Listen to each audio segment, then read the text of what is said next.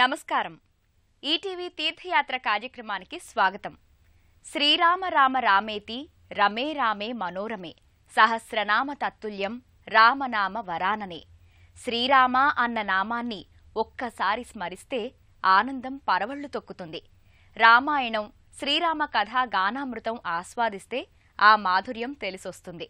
పావన జీవన మాధుర్యాలమయం రామాయణం.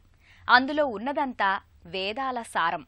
రామరాజ్యమంటే రాముడు పరిపాలించిన రాజ్యమే కాదు, ధర్మ పరిపాలనకు ప్రతీక. అటువంటి ధర్మమూర్తి శ్రీరామునికి ఊరు ఊరునా వాడవాడనా మందిరాలు నెలకొల్పబడ్డాయి.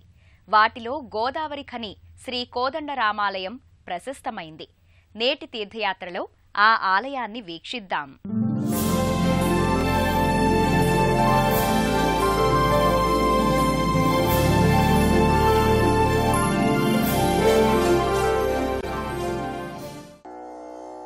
दिव्य सौंदर्य सौशील्य सम्मोहना नित्य कारुण्य सौजन्य सद्भावना. दिव्य सौंदर्य सौशील्य सम्मोहना नित्य कारुण्य सौजन्य सद्भावना. सर्वशस्त्रास्त्र शक्ति प्रभाधारणा सत्य सिंहासना धर्म संस्थापना. न्याय विश्लेषण पोषणा కోదండ రామాలయ క్షేత్రం హరిహర క్షేత్రంగా ఈ ప్రాంతంలో ప్రసిద్ధికెక్కింది. ఒకవైపు శ్రీ సీతారామచంద్రస్వామి, మరోవైపు పార్వతీ రాజరాజేశ్వరుడు కొలువై ఉన్న దివ్యక్షేత్రం.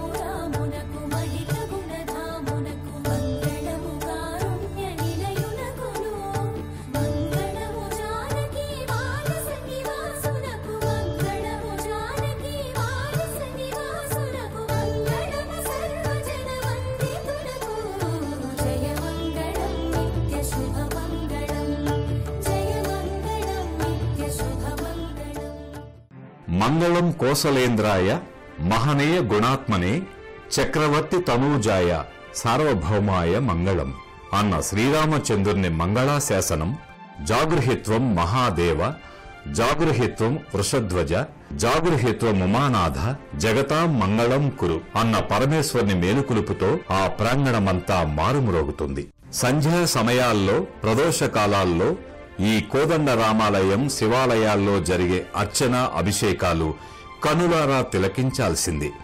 ఉషోదయాన్నే భక్తులు ఈ ఆలయానికి చేరుకుని స్వామి సేవలో నిమగ్నమవుతారు.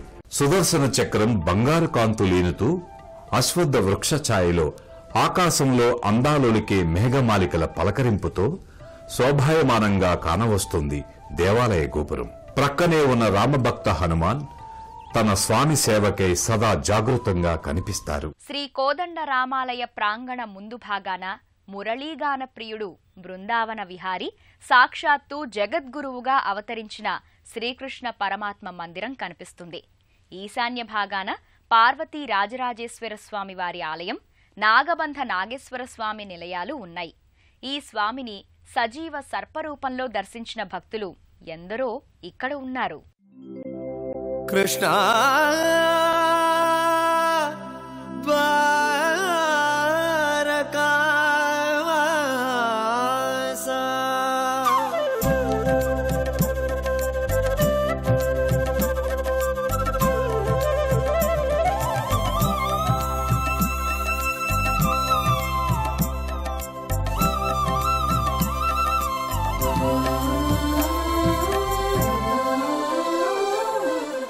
కృష్ణం వందే జగద్గురుం అంటూ పూజలందుకునే శ్రీకృష్ణ పరమాత్మ ఇక్కడి రామాలయ ప్రాంగణంలో పూర్వభాగాన దర్శనమిస్తారు. ఆ వేణుగోపాల్ని దర్శించి రామచంద్రుని గర్భాలయ ప్రాంగణం చేరుకుంటారు.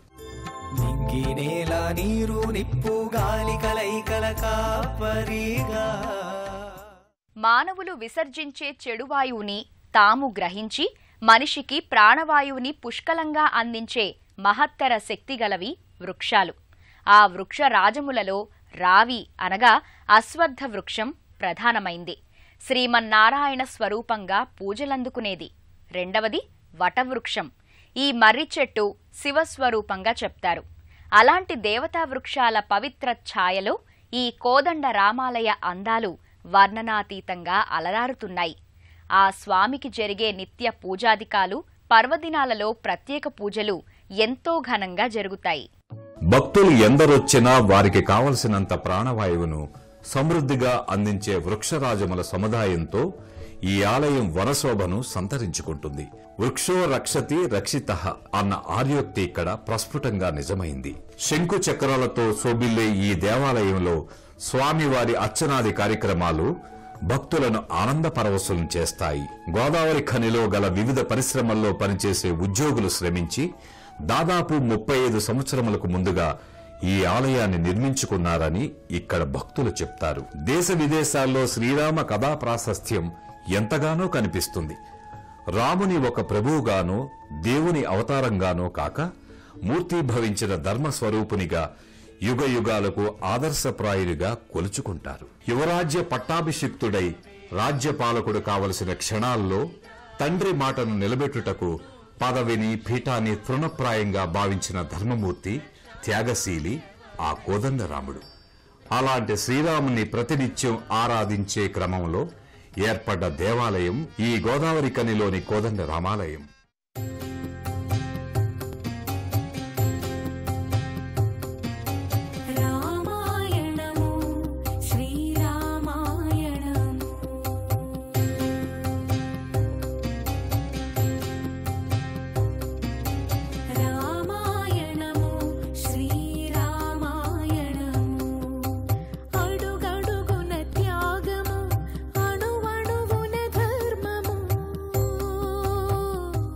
గోదావరి ఖని శ్రీ కోదండరామాలయం హరిహర క్షేత్రంగా ఎంతో ప్రసిద్ధికెక్కింది. ఒకవైపు శ్రీ సీతారామచంద్రస్వామి, మరోపక్క శ్రీ పార్వతీ రాజరాజేశ్వర స్వామి ఎంతో మహిమాన్విత స్వాములుగా వేంచేసి ఉన్నారు. అటుపక్కనే హరిహర తనయుడు అయ్యప్ప స్వామి ఇక్కడి భక్తుల మనోవాంఛలను నెరవేరుస్తున్నాడు. ఆ దివ్యధామాలను చూద్దాం. ఆలయానికి ముందు భాగాన శ్రీరామచంద్రుని కీర్తి ప్రతిష్టలను విశ్వవ్యాప్తం చేసే దిశలో ఆకాశాన్ని చుంబిస్తుంది జీవధ్వజ స్తంభం. ప్రక్కనే వేంచేసి ఉన్న పరమశివుని ఆలయం పార్వతీ రాజరాజేశ్వరుడిగా ఈ క్షేత్రంలో దర్శనమిస్తారు. ఆ స్వామిని భక్తితో అర్చిస్తే భోళా శంకరుడు తమ కోర్కెలు నెరవేరుస్తారని ఇక్కడి భక్తుల విశ్వాసం. రాజరాజేశ్వరునికి ప్రతి శనివారం ప్రదోష కాలాల్లో అలాగే సోమవారాల్లో విశేష అభిషేకాలు జరుగుతాయి. మాస శివరాత్రి ప్రదోష కాలాల్లో సర్వజన సుఖ సౌఖ్యాల ప్రాప్తి కోసం శ్రీ పార్వతీ రాజరాజేశ్వర స్వామికి పంచామృత స్నానాలు, వివిధ ఫల రసాలతో విశేష అభిషేకాలు నిర్వహిస్తారు. స్వామి గర్భగుడిలో సంకటహర గణపతికి పౌర్ణమి తర్వాత వచ్చే సంకటహర చతుర్థి నాడు పంచామృత అభిషేకాలు జరిపించి తమకున్న కష్టాలు, సంకటాలు తొలగించమని విఘ్నపతిని వేడుకుంటారు ఇక్కడికి వచ్చే భక్తులు. ఈ ప్రాంగణంలోనే గల నవగ్రహ మంటపం, పంచవృక్ష సముదాయాలను కూడా భక్తులు పరమ భక్తిగా సందర్శించుకుంటారు.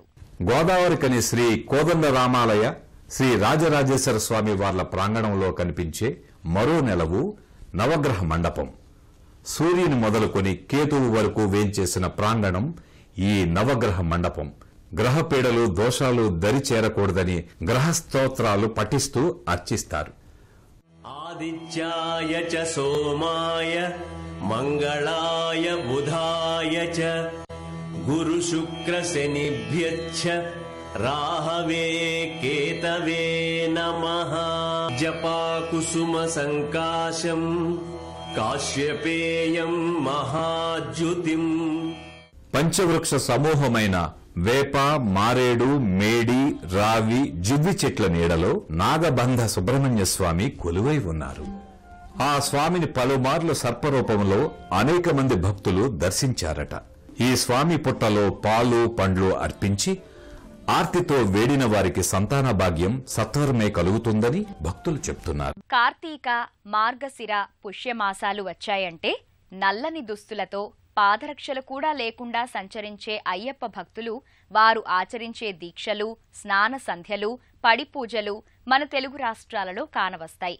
ఆ స్వాములు అర్చించే అయ్యప్ప ఆలయంలో ఆ హరిహర తనయునికి జరిగే అర్చనాది కార్యక్రమాలు, మహిమలు ఎన్నో ఇక్కడ పరిఢవిల్లుతాయి. శ్రీ శ్రీ శ్రీ పుష్పగిరి పీఠాధిపతులు శ్రీ విద్యా నృసింహ భారతీ స్వామి వారి ఆశీస్సులతో విరాజిల్లుతున్న ఈ క్షేత్రంలో మరో ఆలయం అయ్యప్ప స్వామి ఆలయం. తమకున్న కష్టాలను తీర్చమని, చెడు తలంపులు తొలగించమని అయ్యప్ప భక్తులు మాలధారణ ధరించి దీక్షా వస్త్రాలతో అయ్యప్ప పడిపూజలు నిర్వహిస్తారు. కార్తీక మాసం పుష్యమాసాలు వచ్చాయంటే ఈ అయ్యప్ప స్వామి ఆలయ ప్రాంగణం అయ్యప్ప భక్తులతో నిండిపోతుంది. స్వామి పూజలతో ప్రాంగణం ఎంతో కోలాహలంగా ఉంటుంది. విశేష ఉత్సవాలు జరిగినప్పుడు విశాల ప్రాంగణంలో అనేక కార్యక్రమాలు నిర్వహిస్తారు. పార్వతీ రాజరాజేశ్వర స్వామి సన్నిధికి ముందు ఈశాన్య భాగంలో సంతాన నాగేంద్రుని నెలవు ఎంతో గంభీరంగా కనిపిస్తుంది. వివాహం కానివారు, సంతాన భాగ్యం ఆలస్యమైన వారు ఈ సంతాన నాగేంద్రునికి మొక్కి ముడుపులు కడతారు. మంగళ శనివారాల్లో ఈ సంతాన నాగేంద్రుని సేవిస్తే కోర్కెలు తప్పక ఫలిస్తాయని ఇక్కడి భక్తుల ప్రగాఢ విశ్వాసం. షష్ఠి, పంచమి తిథుల్లో పంచామృత అభిషేకాలు నిర్వహిస్తారు. ఉగాది, మహాశివరాత్రి లాంటి పర్వదినాల్లో రుద్రహోమాలు జరుగుతాయి. ఎంతో మహిమాన్వితమైన గోదావరి ఖని శ్రీ కోదండరామాలయం మహిమాన్వితం. శ్రీ రామచంద్ర స్వామిని, శ్రీ రాజరాజేశ్వరిని, శ్రీకృష్ణ పరమాత్మను, హరిహరసుతుడైన అయ్యప్పల దర్శనం చేసుకున్న ఆనందంతో పులకాంకితులవుతారు భక్తులు. ఆ దివ్యక్షేత్ర దర్శన ఫలాన్ని, ఆ హరిహరుల మంగళాశీస్సులు మనపై ప్రసరించాలని ఆశిద్దాం. ఎంతో మహిమాన్విత క్షేత్రం గోదావరి ఖని శ్రీ కోదండరాముని సన్నిధి. హరిహరులు ఒక్కరే అన్న విశ్వాసం, స్వామివార్ల దివ్యమంగళ రూపాలు, ఆలయ అందాలు తనివి తీరా తిలకించి అనుభూతి చెందుతారు ఇక్కడికి వచ్చే భక్తులు. ఇంతటి మహిమాన్విత శ్రీరాముని దర్శన భాగ్యం అందరికీ కలగాలని ఆశిద్దాం. మరో దివ్యక్షేత్ర దర్శన విశేషాలతో మీ ముందుంటుంది మీ తీర్థయాత్ర.